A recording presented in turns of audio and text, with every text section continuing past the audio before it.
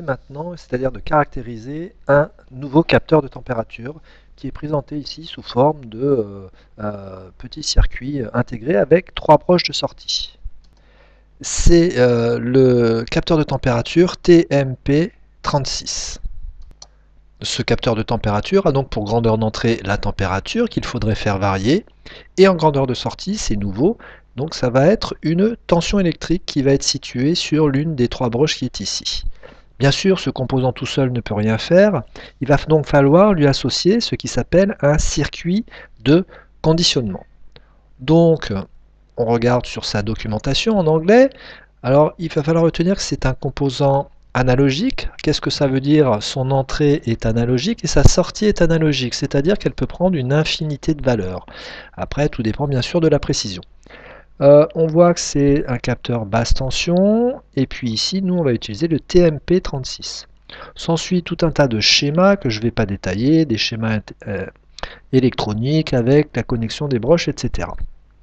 Alors nous, on a la chance d'avoir un simulateur de circuit électronique, c'est-à-dire qu'on a le composant ici, avec à l'intérieur ses caractéristiques qu'il va falloir nous faire découvrir. Alors qu'est-ce que ça veut dire? Ça veut dire que on va tout simplement étalonner ce capteur. Étalonner ce capteur, savoir ce qu'il a dans le ventre. Qu'est-ce que ça veut dire savoir ce qu'il a dans le ventre? C'est faire varier la température et puis voir en sortie quelle va être la tension correspondante. Donc faire ce qui s'appelle une caractéristique des entrées et de la sortie, c'est-à-dire la caractéristique entrée-sortie ou fonction de transfert. Alors ici, je vais faire apparaître comme par magie le circuit qui va nous servir et on s'est inspiré de la doc. Alors, qu'est-ce qu'on constate sur ce circuit? Tout simplement, on alimente le capteur, on l'alimente avec ici sur sa tension d'alimentation 3 volts puisqu'on a deux piles de 1,5 volts. Ici, on associe la terre, on va dire la masse, au moins de la pile. Et puis ensuite, ici, on va brancher un voltmètre aux bornes de la tension de sortie et puis de la masse. Je démarre la simulation, je vais zoomer un petit peu ici, et je fais apparaître ici, et c'est ça qui est bien avec la simulation, la température que je peux faire varier comme je veux. Ce sera en réalité, ça prendrait beaucoup plus de temps. Alors déjà, on va constater une chose, c'est son étendue de mesure. Qu'est-ce que ça veut dire? Ce capteur peut mesurer entre moins 40 degrés et plus 125 degrés. Il a été défini comme ça. Si on sort de cette zone-là, il ne fonctionnera pas bien. Et puis tout simplement, à chaque fois, j'ai moins 40 degrés, j'associe ici une tension, 99,9 mV ou encore 0,01 V. Je vais noter ça dans un tableau, je vais noter plein de points intermédiaires avec ma tension qui varie à chaque fois. Ici 35 degrés, 859 mV, et je vais arriver jusqu'au bout ici. 125 degrés, 1,75 V. J'ai donc étalonné mon capteur, établi une correspondance entre l'entrée et la sortie. J'ai résumé mes résultats, je les ai rassemblés plutôt dans un tableur, c'est-à-dire que j'ai mis ici la température de moins 40 à 125 degrés et en correspondance chaque tension de 0,09 volts ou encore 0,1 volts jusqu'à 1,75 volts. J'obtiens le graphique suivant. Ici, ça s'appelle la caractéristique entrée température, sortie tension, et j'ai mes points de mesure. Alors, qu'est-ce qui va être intéressant à exploiter là-dessus? Déjà, j'ai une correspondance directe. Si je trace ici ma ligne par lissage, je constate, comme je le voyais tout à l'heure, que ces points sont bien alignés. On a donc un capteur qui est linéaire. Et ça, c'est remarquable. On va avoir une relation très simple entre l'entrée et la sortie. Ce n'est pas tout le temps le cas. Vous ferez un exercice plus tard sur ce type de caractéristiques entrée sortie. Ici, l'entrée, c'est la température, et la sortie de ce capteur, c'est une variation de résistance. Non pas une variation de tension, mais une variation de résistance. On pourrait l'obtenir par une variation de tension en associant un circuit électrique où on ferait U égale RI. Bref, on voit bien que cette caractéristique n'est pas linéaire, contrairement par exemple sur celui-là, où la caractéristique est linéaire, et ça, c'est plus compliqué après à exploiter plus tard. Donc on a la chance qu'il soit linéaire, et maintenant ce qui va nous intéresser, on retrouve bien aussi moins 40, ici on est à peu près à 125 degrés, donc on retrouve bien cette étendue de mesure. Alors maintenant, ce qui va nous intéresser, c'est un paramètre important qui s'appelle la sensibilité du capteur. La sensibilité du capteur, c'est pour 1 degré, une unité de variation ici, de combien la sortie va varier. Donc ici, la sortie, c'est-à-dire la réponse est une tension. Et on va regarder ça. Alors on a la chance d'avoir ici une loupe, et puis on va grossir sur une petite partie. Voilà. Donc ici, on voit que l'échelle s'est modifiée. On a ici 23,4 par exemple jusqu'à 24,4. Donc on va regarder de là à là de combien de tension mon capteur varie. Alors pour ça, j'ai l'outil réticule. Je vais me mettre à peu près sur 23,4 degrés, j'y suis, et on voit qu'on a une tension de 744 millivolts, elle s'affiche à gauche, ici, 744 millivolts à cet endroit-là. Donc ici, 744. Maintenant, je vais faire varier jusqu'à 24,4 degrés, donc je vais jusqu'ici, 24,4, et je vais monter sur ma courbe pour voir à combien je suis. Et je passe à 754 millivolts. De 744 millivolts, je monte à 754 millivolts. J'ai donc varié de 0,01 volts ou encore de 10 millivolts. C'est donc la sensibilité de mon capteur qui est la même de partout. Je pourrais vérifier, vu que c'est une droite, c'est la même de partout. Cette sensibilité, elle a tout simplement une unité. Son unité, alors je vais revenir en arrière. Si ça peut le faire, voilà. Voilà. Donc maintenant, cette sensibilité, je peux la retrouver. Alors déjà, elle a une unité. C'est quoi l'unité? L'unité, c'est je monte de 10 millivolts pour 1 degré. Donc ce sera des volts par degré. Maintenant, il y a un autre moyen de la retrouver. On n'est pas tous forcément un graphique informatisé, donc on a une courbe sur papier. Dans ce cas-là, on va la modéliser. Modéliser cette droite, c'est tout simplement avoir le coefficient directeur noté A, et puis l'ordonnée à l'origine noté B. D'accord?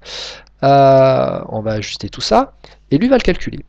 Alors, qu'est-ce qu'il trouve? Il trouve pour A 0,01 ici, et ici pour B 0,504. Alors je vous rappelle que l'ordonnée à l'origine, c'est là où la courbe croise l'axe des ordonnées qui passe par 0. Donc on a bien ici, si je prends mon outil réticule, à peu près 0,0504 ici.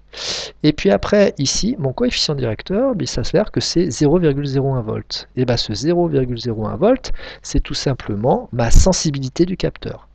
Donc j'ai bien je retrouve le même résultat que précédemment. Donc si je veux avoir l'équation de mon capteur, je vais avoir U de T égale 0,01 volts par degré multiplié par T, qui est en fait notre X horizontal, plus 0,504. Grâce à cette équation, je pourrais prévoir la tension en sortie pour n'importe quelle valeur de température d'entrée. Dernière chose, si ce n'est pas le logiciel qui vous le donne, pour le calculer, comment on fait? Mathématiquement, qu'est-ce qu'on fait pour obtenir la sensibilité de 0,01?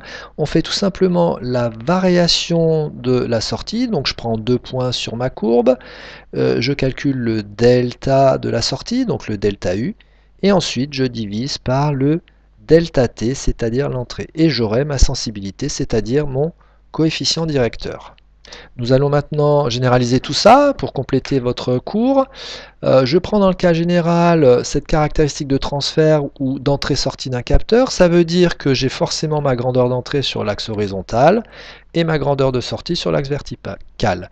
Je suis dans le cas général où j'ai une caractéristique ici qui est croissante et qui n'est pas linéaire dans le cas général. J'ai un mesurant de minimum, un mesurant de maximum, c'est mon étendue de mesure à laquelle correspond une réponse minimum et une réponse maximum ici. On va retenir l'étendue de mesure notée grand E et la plage des valeurs d'entrée dans laquelle il fonctionne correctement. Donc je fais tout simplement la soustraction de la valeur maximum moins la valeur minimum pour trouver l'étendue de mesure. Dans un deuxième temps, vous ferez l'exercice 18, page 77. Et en attendant, Nous allons résumer maintenant ce qu'est la sensibilité d'un capteur et comment on la calcule.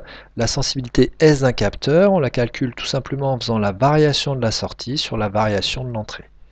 Donc variation de la sortie sur la variation de l'entrée s'appelle la sensibilité du capteur. On va noter quelque chose d'important. Nous, en physique, on dit que cette sensibilité, ce n'est pas forcément que le coefficient directeur, on appelle ça également la pente de la caractéristique de transfert. La pente, ça veut bien dire ce que ça veut dire, qu'elle est plus ou moins penchée. Alors maintenant, on va noter la chose suivante. S est dans une unité qui va dépendre de l'entrée et de la sortie. Tout à l'heure, on avait une tension sur des degrés Celsius, donc ça faisait des volts par degré. Alors maintenant, on va reprendre le cas particulier de notre ici capteur qui est en fait une thermistance non linéaire. Alors la première chose qu'on voit, c'est qu'elle est décroissante, la température augmente, la résistance diminue, et puis là, si on voulait calculer la sensibilité de ce capteur, elle n'est pas la même. C'est pour ça que je demande à 40 degrés, à 65 degrés. Alors pourquoi? Tout simplement parce qu'on voit qu'à 40 degrés, ici, pour une même variation de l'entrée, la sortie ne varierait pas pareil. Il y aurait une plus grande variation de résistance qu'à 65 degrés. Et ça, on va le voir comment? Tout simplement en se mettant à 40 degrés, d'accord? Et puis en traçant la tangente à 40 degrés. Alors bien sûr, c'est graphique, hein, donc il y a des petites imprécisions. Et si on calcule la pente de cette tangente, ça va nous donner la sensibilité en ce point. Ici, on trace la tangente en ce point, c'est assez imprécis graphiquement.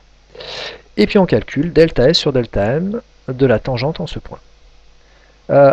Qu'est-ce que je fais? Je prends 2 points sur la courbe, sur la droite, et puis ensuite, à 65 degrés, je fais la même chose de la tangente. Vous voyez que la pente ici est beaucoup plus grande que là, on va dire que la sensibilité est beaucoup plus grande que là. On peut le faire par calcul, je prends 2 points, ici j'obtiens delta R, variation de la sortie sur l'entrée, ici j'ai 40 kΩ moins 20 kΩ à cet endroit-là, et ici j'ai 31 degrés moins 48 degrés en correspondance. Je trouve moins 1,17 kΩ par degré Celsius. Maintenant pour ici je fais à l'identique, 20 moins 2 sur 43 moins 80, je trouve moins 0,47 kΩ par degré. Ça veut dire que mon capteur est plus sensible à 40 degrés, d'accord, qu'à 65 degrés, car la pente est plus grande. Alors, ici on retiendra une caractéristique du transfert non linéaire, donc qui n'est pas une droite, a une sensibilité qui dépend du point de mesure. C'est la pente de la tangente en ce point.